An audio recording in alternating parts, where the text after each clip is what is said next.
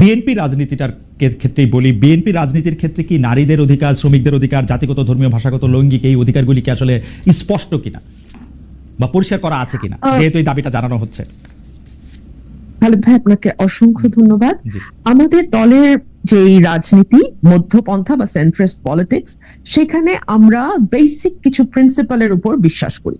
সেই বেসিক প্রিন্সিপালের মধ্যে আছে নাগরিক অধিকার, নারী পুরুষের সমান অধিকার, আছে শ্রমিকের অধিকার, আছে অন্যান্য যে ক্ষুদ্র জাতিগোষ্ঠী তাদের অধিকার। এবং আমি যদি একজন আইনজীবী হিসেবে বাংলাদেশের কনস্টিটিউশনটা ধরি, আপনি দেখবেন কনস্টিটিউশনে এই সকল ক্ষেত্রে, যেই ক্ষেত্রগুলো নিয়ে আমরা এখন কথা বলছি, আলাদাভাবে বলে দেওয়া আছে যে তাদের ব্যাপারে পজিটিভ ডিসক্রিমিনেশন হয় এরকম আইনও তৈরি করা যাবে। অর্থাৎ সমাজে পিছিয়ে পড়া যে জনগোষ্ঠী, তার মধ্যে আনফরচুনেটলি সংখ্যার দিক থেকে না হলেও সমাজের নানান নিয়ম কানুন, সামাজিক নানান রীতিনীতির কারণে এবং political atmosphere, definitely, because nothing is outside politics, everything is political. So সেই জায়গা থেকে দেখতে গেলে রাজনৈতিক, সামাজিক এবং আমাদের যেই মানে দেশের যেই কালচার, সেইখান থেকে দেখতে গেলে নারীও পিছিয়ে পড়া জনগোষ্ঠীর একটা অংশ। সো আমাদের জন্য এবং অন্যান্য যে ক্ষুদ্র নিগোষ্ঠী আছে, সামাজিক নিগোষ্ঠী আছে, এছাড়া শ্রমিক ভাই বোনেরা আছে, প্রত্যেকের ক্ষেত্রে কিন্তু আইন করার বিধান সংবিধানে আছে, যাতে তারা সমাজে এগিয়ে যাওয়া মানুষগুলোকে ধরতে পারে। এখন আমাকে যদি আপনি প্রশ্ন করেন যে কোন কোন ক্ষেত্রে পিছিয়ে যাওয়াটা আমি একজন নারী হিসেবে একেবারে স্পষ্টভাবে দেখতে পাই, দেখুন খালেদ ভাই, এখানে কোনো তত্ত্বের প্রয়োজন নাই, কোনো ব্যাখ্যার প্রয়োজন নাই, কোনো ইন্টারপ্রিটেশনের ব্যাপার নাই, আপনি কি ভাবছেন আমি কি ভাবছি এই কুতর্কেরও প্রয়োজন নাই। আমি একেবারে সাদা চোখে, খালি চোখে কি দেখতে পাই, ধরুন এই যে সরকারটি গঠিত হলো, এরা কিন্তু 6টা বা 7টা কমিশন করেছে, তাই না? সেই সঙ্গে তারা নারী অধিকার কমিশনও করেছে। প্রত্যেকটা কমিশনের রিপোর্ট নিয়ে প্রচুর তর্ক বিতর্ক হয়েছে, রাজনৈতিক দলগুলো তাদের যুক্তি তুলে ধরেছেন, পক্ষে বলেছেন, বিপক্ষে বলেছেন, কিন্তু নারী কমিশনের রিপোর্ট বের হওয়ার সাথে সাথে যেভাবে বলা হলো যে এটা নিয়ে কোনো তর্কই হবে না, কমিশন বাতিল করো, এরকম কোন আওয়াজ কিন্তু বেলসা ফারহানা, আপনার কাছে কি মনে হয় না যে অন্যান্য কমিশনের রিপোর্টগুলি তো সরাসরি ধর্মীয় যে রীতিনীতিগুলি আছে, যে আদেশ নিষেধ বিধিগুলি আছে, সেই বিধিগুলিকে তো আসলে তার সাংঘর্ষিক হয়ে তো সেগুলি আসে নাই। তো এটা কি স্বাভাবিক প্রতিক্রিয়া না বাংলাদেশের ক্ষেত্রে? আপনি যদি মনে করেন এখন অন্য কমিশনের ক্ষেত্রে এরকম কোনো নীতি থাকতো যেটা আসলে ধর্মের সাথে সরাসরি সংঘর্ষ করতেছে বলে কেউ মনে করতেছে, তাহলে সেইটার প্রতিবাদ করতে পারবে না? খালেদ ভাই, 466টা সুপারিশ ছিল, তার মধ্যে ধর্মের সাথে সরাসরি সাংঘর্ষিক যদি 10টা, 20টা, 25টা, ধরলাম 100টা, একদম ম্যাক্সিমাম ধরলাম, সেগুলোকে বাদ দিয়েও তো বাকি 366টা নিয়ে আলোচনা হতে পারতো, তাই না? কিন্তু সেই পথটাই বন্ধ করে দেওয়ার কথা হলো, 1। 2 হলো কোন কমিশনের সদস্যকে, আমি আপনার এখানে কোট আনকোট এই শব্দটি উচ্চারণ করছি কারণ আমি চাই না শব্দের ট্যাবুর কারণে আমি শব্দটি উচ্চারণে বিরত থাকি এবং অন্যরা মনে করুক যে এই ধরনের শব্দ তো আসলে ভদ্র সমাজে অচল না। আমার ওই কমিশনের 60 নারী সদস্যদের বেশ্যা ডাকা হলো। আমরা না খুব সহজে বেশ্যা লিখি এবং বলি, কিভাবে আমি জানলাম খালেদ ভাই? ধরুন এই যে আপনার মতন হাজারটা, আমি আসলে এই জীবনে গত 17 বছরে কয়টা টকশো করেছি আমি জানি না, মানে লক্ষাধিক হয়েছে কিনা তাও জানি না, হয়তো হয়েছে। এখানে ম্যাক্সিমাম কমেন্ট আমার তর্কের খাতিরে পাল্টা যুক্তি আমি পাই না। আমাদের সমাজের পুরুষরা এতই মূর্খ, এতই অশিক্ষিত এবং এতই গর্ধব, আমি দুঃখিত আপনার এই ভাষায় বলার জন্য, এতই অশিক্ষিত এবং এতই গর্ধব যে তারা একজন নারীর যুক্তির পাল্টা। কিন্তু বারিশা ফারহানা একটু এক পেশে বলতেছেন কিনা যে গালাগালি করা হয়েছে, সেই গালাগালি কিন্তু হেফাজত ইসলামের পক্ষ থেকে, আমি কি বলবো, তারা প্রেস রিলিজ দিয়ে, বক্তব্য দিয়ে তারা বলছে যে এটা তাদের বক্তব্য না, এটা তারা প্রত্যাহার করেছে, এটা তাদের আসলে বলার উদ্দেশ্য ছিল না, এটা তারা সাপোর্টও করে না, এটা এরকম কিন্তু তারা বলছে। আর আপনি ধরেন পুরুষদের গালাগালি আপনি করতেই পারেন, কিন্তু আপনি যদি যারা আপনার অবস্থানটা সাপোর্ট করে না তাদের মধ্যে কিন্তু অনেক নারীও আছেন, ওইটাও কিন্তু একটা বাস্তবতা। খুব ইন্টারেস্টিং কি জানেন খালেদ, নারীরা পছন্দ করে না, কিন্তু আমি এখন পর্যন্ত কোনো নারীকে আমাকে কোনো খারাপ মন্তব্য বা কোনো কুরুচিপূর্ণ মন্তব্য বা গালি এখন পর্যন্ত দেখি।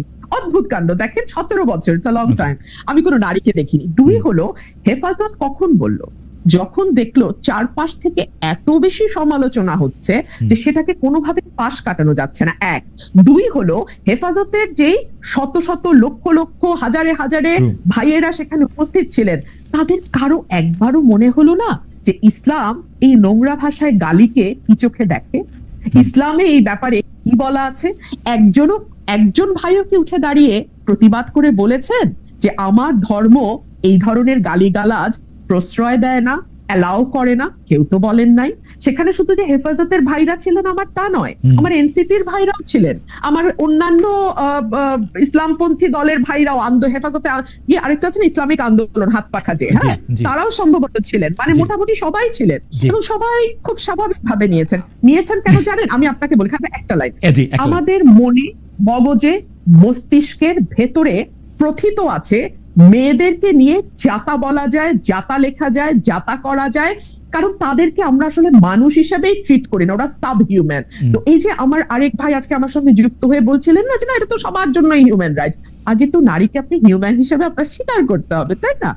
সাব হিউম্যান হিউম্যান রাইটসের কথা বলছেন। বেশা ফারহানা, আপনি যদি একটু বিএনপির চোখ দিয়ে আপনি এই অধিকারগুলির কথা একটু বলতেন, যে নারী, শ্রমিক, জাতিগত, ধর্মীয়, বিএনপি দল হিসাবে তার অঙ্গীকারটা এই জায়গা থেকে সে কেমন ভাবে প্র্যাকটিক্যালি, মানে যেহেতু আপনি আজকে অনেকগুলি বিষয় আপনি একটু বলেন তো যে নারীর প্রতি আসলে বিএনপি আসলে কেমন, শ্রমিকের প্রতি কেমন, জাতিগত, ধর্মীয়, ভাষাগত, লৈঙ্গিক? কারণ আমরা সবসময় দেখেছি যে বিএনপি বা আওয়ামী লীগ তাদের রাজনৈতিক সীমাবদ্ধ দৃষ্টিভঙ্গি বা কায়েমি স্বার্থবাদিতার দৃষ্টিভঙ্গি থেকে আসলে এই ইস্যুগুলি ডিল করে, কিন্তু দোষ দেয় অন্যদের। ইন্টারেস্টিং। কিন্তু দেখুন, আমি আপনাকে শুরুতে বলেছি যে everything is political, nothing is outside politics. তো এই দৃষ্টিকোণ থেকে যদি আপনি দেখেন নারীর ব্যাপারে বিএনপি কি ধরনের মনোভাব পোষণ করে, আমি আমার নিজের ব্যক্তিগত অভিজ্ঞতা আপনার সাথে শেয়ার করি। ধরুন আমার দল যখন 2018 সালে নির্বাচনে গেল, আমার যে কনস্টিটুয়েন্সি ব্রাহ্মণবাড়িয়ায়, সেই কনস্টিটুয়েন্সিতে আগের 7 বারের এমপি ছিলেন, সুতরাং সঙ্গত কারণেই নমিনেশন চাওয়ার পরেও আমি নমিনেশন পাইনি, ওই ভদ্রলোক পেয়েছেন এবং উনি জিতেও এসছেন। সো বিএনপির ওই চয়েসটা হয়তো ঠিকই ছিল, কিন্তু সংরক্ষিত নারী আসনে বিএনপি কিন্তু আমাকে মনোনীত করেছে। আচ্ছা, আমাকে মনোনয়নের পেছনে কারণটা কি? সাধারণত আমরা দেখি সংরক্ষিত নারী আসনগুলোতে কোনো না কোনো, মানে দলের কোনো না কোনো নেতার স্ত্রী কিংবা তার কন্যা কিংবা তার বোন কিংবা তার ভালো বন্ধু, এরাই কেবলমাত্র সংরক্ষিত নারী আসনের মনোনয়ন পেয়ে থাকেন। আমার কিন্তু সেরকম কোনো ব্যাকিং এই দলটিতে নাই, একেবারেই নাই। সো আমার ইউএসপিটা কি ছিল? আমার ইউএসপি ছিল আমি ওরেটর, আমি কথা বলতে পারি, এবং ওই সময় বিএনপির প্রয়োজন ছিল পার্লামেন্টে এমন একজনকে পাঠানো যে কথা বলতে পারে, যে বিএনপির কথাগুলো মানুষের সামনে তুলে ধরতে পারবে। সো ওই দিক থেকে চিন্তা করলে আপনি দেখেন আমাকেও আমার ওই ইউএসপিটাকে ইউজ করেই সংসদে যেতে হয়েছে। আপনি যদি এটাকে আরো ব্রডার পার্সপেক্টিভে আমরা দেখি, ফর এক্সাম্পল জেনারেল নমিনেশনের ক্ষেত্রে, খালেদ ভাই, আমি এখন যদি আমার দলকে দোষ দেই যে কেন তারা নারীকে আরো বেশি নমিনেশন দিচ্ছে না, কেন 50% নারী যেই দেশে, সেই দেশে বা 53% সেই দেশে কেন অন্তত 33% আসনে, ঠিক আছে, 33% আসনে আমরা সরাসরি নারী মনোনয়ন দেখছি না কেন জানেন? বিকজ দুটো কারণ। এক হচ্ছে আমরা সত্যিকার অর্থে জিতে আসার মতো সেরকম নারী ক্যান্ডিডেট অতগুলো নেই, আসলেই নেই খালেদ ভাই। এর জন্য কিন্তু শুধুমাত্র পলিটিক্যাল পার্টি দায়ী না, এই জন্য আমাদের সমাজ ব্যবস্থা দায়ী, আমাদের পারিবারিক ব্যবস্থা দায়ী, আমাদের রাষ্ট্র। না, আমি আপনার সাথে সম্পূর্ণ একমত, চমৎকার করে বলেছেন, কিন্তু পলিটিক্যাল পার্টিগুলির তো একভাবে লিড নেয়ার থাকে। এখন আমরা যত বেশি জামাত শিবিরের, এনসিপির বা আওয়ামী লীগের সমালোচনা করি, এটা না করার ক্ষেত্রে সেই সমালোচনাটা আসলে বিএনপির এগেইনস্টও আসলে করতে পারবো কিনা, বিএনপি মুখে যা বলে আসলে সেটা প্র্যাকটিক্যালি তা করে কিনা। খালেদ ভাই, আমি কিন্তু মনে করি যে ডিসক্রিমিনেশন যেটাকে বলা হয় শুধুমাত্র নারী হবার কারণে, আমরা যদি এভাবে let's put it in this way, just because তুমি নারী সো তুমি ওই জায়গায় যেতে পারবে না, না, বিএনপি এটা বিশ্বাস করে না। কেন আমি বলি আপনাকে, আমাদের প্রত্যেকটা আসনে কিন্তু জরিপ হয় খালেদ ভাই, একটা দুটা না, কয়েকটা জরিপ হয়, দলের কয়েকটা জরিপ হয়, এজেন্সিগুলোর জরিপ হয়, এই জরিপের রিপোর্ট কিন্তু দলের একেবারে টপ পর্যন্ত যায়। আমরা যদি কনস্টিটিউয়েন্সিতে, ইভেন ধরেন আমি আমার ব্যাপারে বলতে পারি, আমি কনস্টিটিউয়েন্সিতে কতদিন পর গেলাম, কয়টা মিটিং করলাম, কোন কোন ইউনিয়নে মিটিং করলাম, কোনটাতে লোক কেমন হলো, এগুলোরও কিন্তু দীর্ঘ ফিরিস্তি দলের কাছে আমি জানার আগে চলে যায়। তার মানে কোন নারী যদি সত্যি মানে সে মিন করে যে আমি ইলেকশন করব, আই মিন ইট, আমার কাম হোয়াট মে, আমি কন্টেস্ট করব, দল কিন্তু তখন অটোমেটিক্যালি সেই নারীটার স্কোর যখন হাই হতে থাকে আপনার ওই জরিপগুলোতে, তখন দল তো ওই আসন চায়, দল তো কোনো আসন হারাইতে চায় না, সো তারা তখন বাধ্য হয় ওই নারীকে দিবেই, তারা দিতেই হবে। সো এটা আমার মনে হয় যে একটা ফেয়ার কম্পিটিশন পার্টিতে থাকে মোটা দাগে, খালেদ ভাই মোটা দাগে, হ্যাঁ। কিন্তু তার আগেই মেয়েরা ওই জরিপেই মেয়েরা পিছিয়ে যায়, কারণ মেয়েদের অনেক আদার রেসপন্সিবিলিটি নিতে হয়, মেয়েদেরকে অনেক রকম অনেক রকম ধাক্কার মুখে পড়তে হয়, যেটা একটা পুরুষকে পড়তে হয় না। বেশা ফারহানা, আমরা আবার আসবো আপনার কাছে। আমি একটু জনাব মোহাম্মদ ইশরাক আপনার কাছে যেতে চাই। আপনি আসলে যেহেতু রাজনীতির বিভিন্ন গতি প্রকৃতি বিশ্লেষণ করেন, গত কয়েকদিনে আপনার রাজনৈতিক বিশ্লেষণের মধ্যে আপনি জানেন সেগুলো নিয়ে পক্ষে বিপক্ষে নানা ধরনের আলোচনা হয়েছে, বিভিন্ন আমি আপনাকে একটু পড়ে শোনাচ্ছি। আপনি জগন্নাথ বিশ্ববিদ্যালয়ের বর্তমান সরকারের একজন উপদেষ্টা জনাব মাহফুজ আলমের মাথায় বোতল ছুঁড়ে মারা নিয়ে আপনি বলেছেন, আমি আপনাকে কোট করছি, বোতল কে ছুঁড়ে মেরেছে তা তো মুখ্য না, কোনোদিনই মুখ্য ছিল না, মুখ্য হচ্ছে এটা নিয়ে যে রাজনীতি হবে সেটা জাসি দায়ী, অর্থাৎ আপনি ওদের জামাত শিবিরকে বলেছেন এই কারণে যে আপনি পরিষ্কার করবেন সেটা জাসি বোতল ছুঁড়ে মেরেছে, জাসি দায়ী কারণ জাসি সবাইকে শত্রুতে পরিণত করেছে, এমন কেউ আর অবশিষ্ট নাই যে জাসির পক্ষে কথা বলবে। লাস্ট আপনি বলছেন যদি সবাই মিলে একটা মিথ্যাকে সত্য বলে তাহলে মিথ্যাই সত্য, জাসি সত্যটা বোঝে নাই জন্য শাহবাগে হেরেছে, আবার হারবে। আপনি যদি একটু আমাদের ব্যাখ্যা করেন, জাসি বলতে আপনি নিশ্চয়ই জামাত শিবিরকে, আমার মনে হচ্ছে যে আপনি নিশ্চয়ই জামাত শিবিরকে বুঝিয়েছেন, আপনি এটা যদি একটু আমাদেরকে ব্যাখ্যা করেন।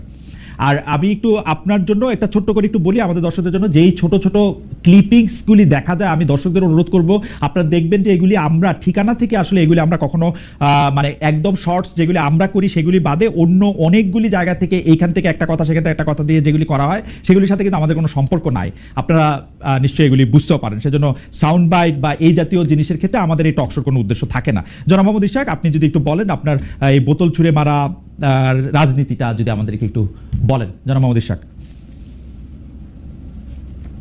আচ্ছা, তো বোতল ছুঁড়ে মারা নিয়ে যে বিষয়টা হলো, প্রথমে জগন্নাথ বিশ্ববিদ্যালয়ের ছাত্রছাত্রীরা তারা আন্দোলন করছিল, তাদের 3টা দাবি ছিল, 3 দফা দাবি ছিল, সেই দাবিতে তারা আন্দোলন করছিল এবং আন্দোলন করার এক পর্যায়ে সেখানে একজন উপদেষ্টা তিনি আসলেন ছাত্রদের সাথে কমিউনিকেট করতে। তো তিনি যখন কথা বলছিলেন তখন সাংবাদিকরাও ছিল, তখন হুট করে একজন বোতল ছুঁড়ে মারলো, পানির বোতল, প্লাস্টিকের, খানিকটা হয়তো পানিও ছিল, তারপর সেটা তার মাথায় যেয়ে লাগলো। তো এরপর তিনি সেখান থেকে চলে গেলেন এবং চলে যাওয়ার পর উনি ইনফরমালি এবং ইনডাইরেক্টলি এবং ওনার যে সংগঠন আছে, ছাত্র সংগঠন আছে, তারা ইনডাইরেক্টলি এবং ইনফরমালি ডাইরেক্টলি তারা এটাকে জামাত শিবিরের উপর ব্লেম করলো।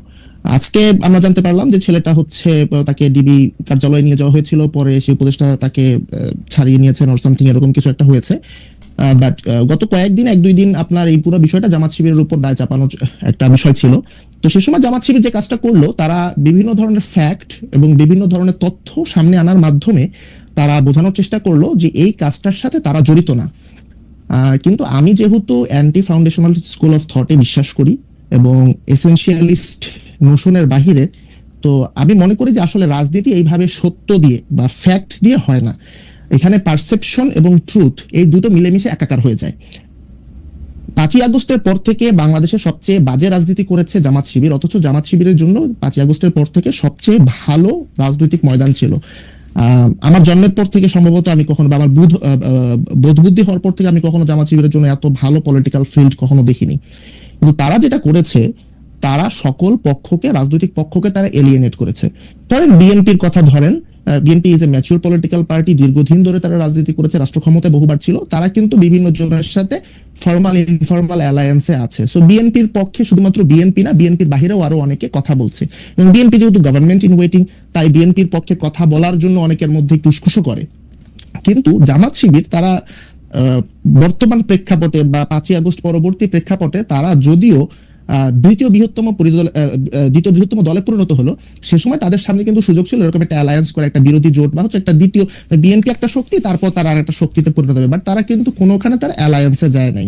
প্রথমে তারা এনসিপির সাথে পরকিয়া করেছে, কোনো ফর্মাল আন্ডারস্ট্যান্ডিং এ যায়নি, তারা কোনো লিখিত কোনো চুক্তি না, সামনাসামনি প্রকাশ্য কোনো জোটে না, কোনো কিছুতে যায়নি। এখন তারা অনেকে বিট্রেড ফিল করছে যে এনসিপি এখন আওয়ামী লীগ নিষিদ্ধ হওয়ার পর কেন জামাত শিবিরের বিরুদ্ধে ক্ষুব্ধ হলো।